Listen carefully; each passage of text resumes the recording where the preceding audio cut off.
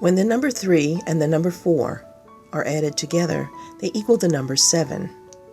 7 is a number of completeness and perfection as reflected in the book of Genesis. By the seventh day, God completed his work that he had done, and he rested on the seventh day from all his work that he had done. God blessed the seventh day and declared it holy, for on it he rested from his work of creation. The chariot is assigned the number 7. Let's see why. New humans arrive every day into the world designed by the magician. They come in through the Empress, expressing only their emotional self as infants. Nothing is held back. Thoughts and actions are often simultaneous, but sometimes the action precedes the thought. This is the natural state for humans, because humans are born fearless. As they grow, children learn the practicalities of life through the Emperor. They're taught to be safe by avoiding danger. They will be taught the difference between what is right and what is wrong, and they will be trained in the virtues of what is good as opposed to what is evil. This is the conditioning process, and it has begun immediately from birth. The chariot is a vehicle that propels its driver forward. However, the driver must be able to control and direct his vehicle. Therefore, the charioteer is he who has mastered the discipline necessary to control and apply both his creativity and his logic at will. Let's look at the card. The chariot is riding on top of the same waters that prominently began on the Empress card and are nearly indistinguishable on the Emperor card.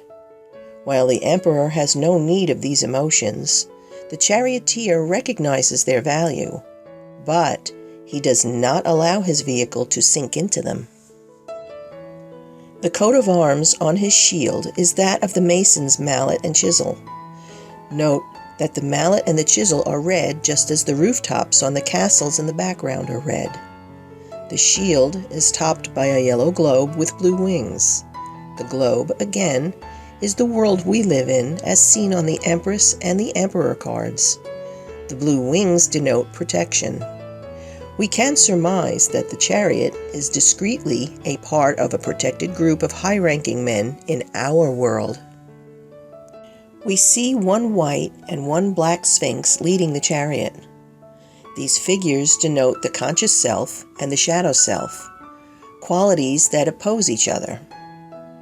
Notice that there are no reins attached to either of them, yet the driver is confident in his course. It is his will that directs the course of the chariot. When the chariot appears in a reading, it means that you're being challenged. The one thing that truly separates human from beast is the ability to control fear. Fear will either take you to places you really don't want to go, or it can trample and destroy everything that you hold dear. Either way, it leaves you vulnerable to outside forces that will either be compelled to destroy you in self-defense or take control of you because you allow it to do so. In order to achieve any goal, one must be driven.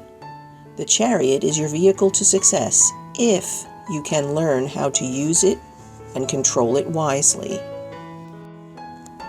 I must not fear. Fear is the mind killer. Fear is the little death that brings total obliteration. I will face my fear. I will permit it to pass over me and through me. And when it has gone past, I will turn the inner eye to see its past. Where fear has gone, there will be nothing. Only I will remain.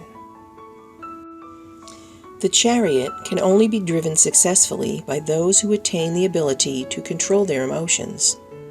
Face your fears and let them pass on the other side of the road.